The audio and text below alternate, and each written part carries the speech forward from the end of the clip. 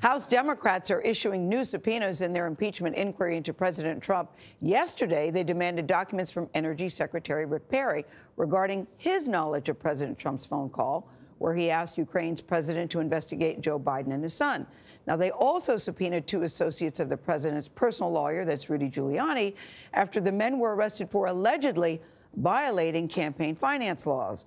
The White House sent a letter to top congressional Democrats earlier this week saying the administration will not cooperate until the inquiry is formalized with a floor vote.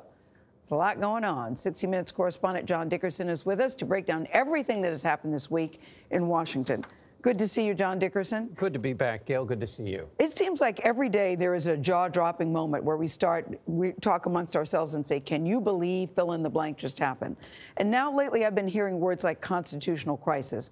Is it that serious, or should people just calm down, take a beat? Right. Well, and it was so quiet before this, right?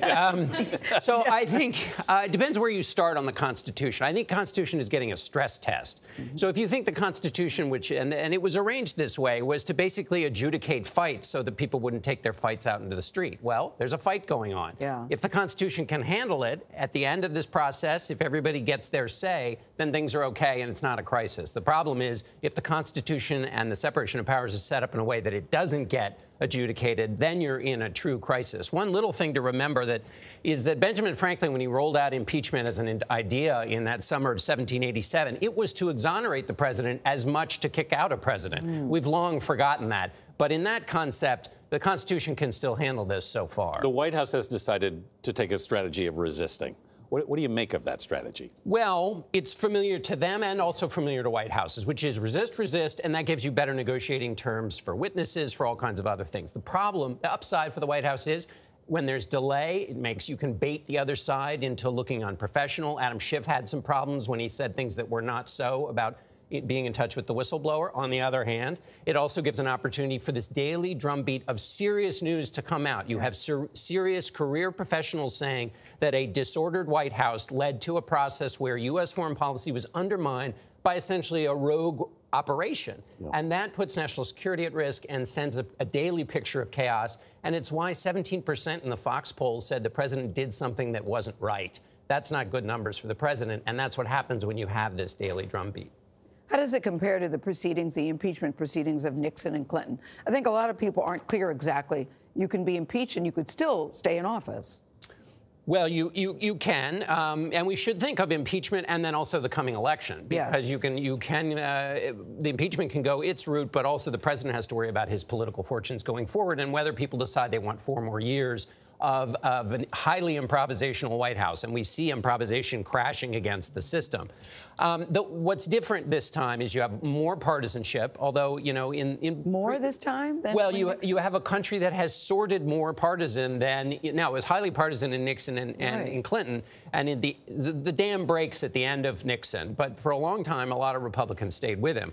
But you have a more partisan country, and you have a dispersal of channels of communication. You know, during Nixon, you had 3 networks. Some would say there was really only 1 network at the time, Gayle, but you had a sort of common set of facts. Now everybody can go to their corners. You have social media, which not only allows different information, but allows a kind of tribal response to things so that people just talk past each other. And that destroys institutions. It's not just about whether impeachment gets adjudicated, but it's whether the institutions that we used to rely on get burned down in the process. But a lot of people. But you do make a good point about different set of facts, because you watch one network and feel something, watch another network and feel another different way. But aren't there really only one set of facts?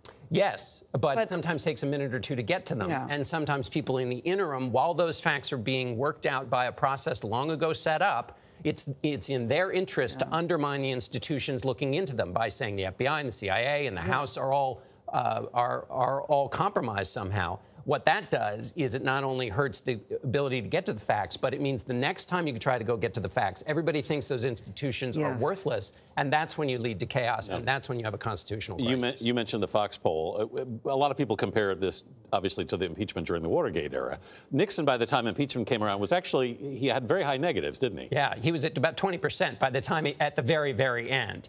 You know, parties rally. And the way opinion changes really is when you get what the political scientists call charismatic dissenters, which is to say somebody who is a fan of the president, not a never-Trumper, but somebody who is on the president's team finally saying, whether it's with respect to Syria, whether it's respect to Ukraine or anything else, saying, you know, this is too much. But right now, that's not happening. Republicans are very happy with this president still because of tax cuts, regulation, judges, defense spending, taking on China. He has done more for a lot of Republicans than they say any Republican has done since Ronald Reagan. He's got very strong support still in his party, although obviously it's weakening with some of these new impeachment polls. Do you have a one sentence on where this is heading? Keeping people up at night. Not towards stability. There will be more instability. All right. Good to know. Thank you, John.